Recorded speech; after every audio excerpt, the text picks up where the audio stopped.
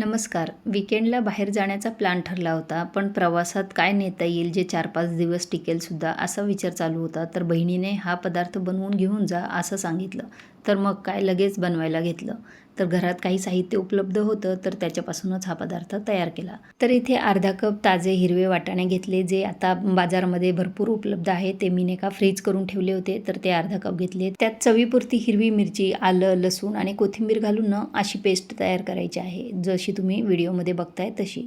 त्याच्यानंतर त्याच्यामध्ये 1/3 कप आपण बारीक रवा घातला आहे आणि 1/3 कप बेसन पीठ घातलं आहे. त्याच कपनी 1/3 कप आपण गव्हाचं पीठ घातलं आहे. आता काही मसाले घालायचे. त्याच्यामध्ये चिमूटभर आपण हिंग घेतला आहे, ओवा, धणे जिरे पावडर, लाल तिखट, हळद, तीळ घेतलं आहे, चवीपुरतं मीठ घालायचं आणि थोडंसं तेलसुद्धा घालायचं आहे आणि आपण त्याच्यामध्ये 1 चमचा दही घातलं आहे. आता हे मिश्रण आपण एकजीव करून घ्यायचं. गरज वाटली आपल्याला तर त्या पिठामध्ये आपण गव्हाचं पीठ मिक्स करायचं आहे आणि हे घट्टसर पीठ मळून घ्यायचं आहे. जसं आपण पुरीसाठी मळतो त्याप्रमाणे हे पीठ मळायचं आहे. वाटाण्याचं वाटलेलं मिश्रण पातळ होतं, त्यामुळे आपल्याला इथं पाण्याची अजिबात गरज पडली नाही. फक्त पिठाची थोडीशी गरज पडली. तेवढंच आपण त्याच्यामध्ये घातलं आहे. त्यानंतर असे उंडे करून घ्यायचे आणि तेल लावून छान अशा पातळ पुऱ्या आपण त्याच्या लाटून घ्यायच्या आहे. तेल लावून लाटल्यानं की आपल्याला तळताना जे तेल आपण वापरतो ना ते खराब होत नाही.